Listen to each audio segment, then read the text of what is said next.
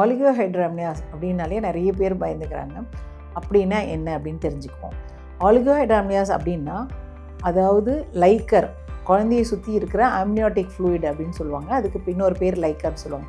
இது கம்மியாக இருக்கிறது தான் ஆலிகோஹைட்ராம்னியாஸ். அதாவது நார்மல் ரேஞ்ச் என்ன அப்படின்னா 8 to 18 சென்டிமீட்டர் வரைக்கும் இருக்கிறது நார்மல். இன்கேஸ் அதை விட கம்மியாக இருக்குது, 8 சென்டிமீட்டருக்கு கம்மியாக இருக்குது அப்படின்னா அதை ஆலிகோஹைட்ராம்னியாஸ் அப்படின்னு சொல்லுவாங்க. இது எப்பெல்லாம் வரும் அப்படின்னா பேபி இன்கேஸ் எஃப்ஜிஆர், ஐயூஜிஆர் அப்படின்னு சொல்லுவாங்க.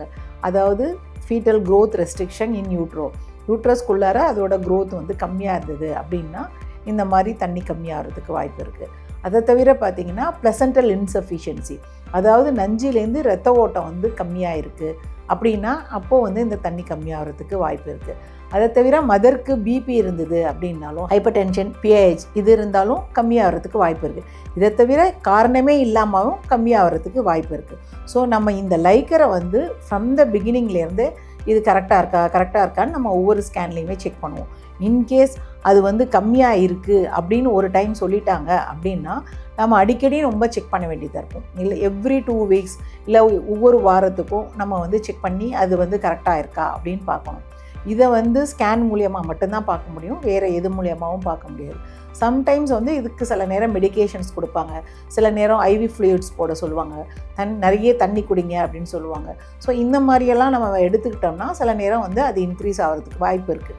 அதையும் மீறி சம்டைம்ஸ் இன்க்ரீஸ் ஆகலை அப்படின்னா நம்ம சீக்கிரமாகவே டெலிவரி பண்ண வேண்டியது இருக்கும்.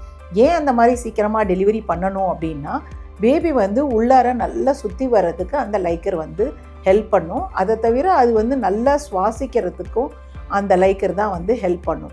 அந்த லைக்கர் எங்கேருந்து வருது அப்படின்னா பேபி அந்த லைக்கரையே ஸ்வாலோ பண்ணிவிட்டு அதுக்கப்புறமா அதையே யூரினேட் பண்ணும். அதுவே தான் அதில் கலெக்ட் ஆகி இருக்கும். ஸோ அப்போது ஏதோ ஒரு பிரச்சனை இருக்கிறதுனால தான் அந்த யூரினேஷன் அடிக்குவேட்டாக இல்லாததுனால அந்த லைக்கர் கம்மியாகுது. ஸோ பேபி ஸ்ட்ரெஸ்ஸில் இருக்கிறதுக்கு வாய்ப்பு இருக்குது. அதனால் 32 weeks க்ராஸ் பண்ணியிருந்ததுன்னா அந்த ஸ்ட்ரெஸ்ஸை கண்டுபிடிக்கிறதுக்கு நம்ம ultrasound, CDG, daily foetal monitoring இது எல்லாமே பார்ப்போம். இன்கேஸ் எல்லா ட்ரீட்மெண்ட்டுக்கும் மீறியும் லைக்கர் கம்மியாகிட்டுருக்கு, பேபியை வெளியில் எடுத்தால் வயபிளாக இருக்கும் அப்படின்னா அப்போ உங்கள் டாக்டர் உங்களுக்கு பேபியை டெலிவரி பண்ணணும் அப்படிங்கிறத அட்வைஸ் பண்ணுவாங்க. இப்போ என்ன மோட் ஆஃப் டெலிவரி பண்ணலாம் அப்படின்னா ஓரளவுக்கு அடிக்குவேட்டாக இருக்குது, பேபி அந்த கன்ட்ராக்ஷன்ஸ், யூட்ரைன் கன்ட்ராக்ஷனோட பெயினை தாங்கக்கூடிய, ஸ்ட்ரெஸ்ஸை தாங்கக்கூடிய லெவலில் இருக்குது அப்படின்னா நார்மல் டெலிவரிக்கு ட்ரை பண்ணுவாங்க. இன்கேஸ் ரொம்ப தண்ணி கம்மியாக இருக்குது, சிடிஜியில் பேபியோட ஹார்ட் பீட் ஆல்ரெடி ரொம்ப லோவாகுது அப்படின்னா கண்டிப்பாக உடனே சிசேரியன் செக்ஷன் பண்ணுவாங்க. அப்படி பண்ணிக்கிறது தான் நல்லது. இல்லைன்னா பேபிக்கு மூச்சு திணறல் ஆகிறதுக்கு வாய்ப்பு இருக்குது, இல்லை வயிற்றுலேயே சில ப்ராப்ளங்கள் வர வாய்ப்பு இருக்குது, இல்லை பிறந்ததுக்கப்புறமா அதனால மென்டல் ரிட்டார்டேஷன் அந்த மாதிரி வரதுக்கெலாம் வாய்ப்பு இருக்குது.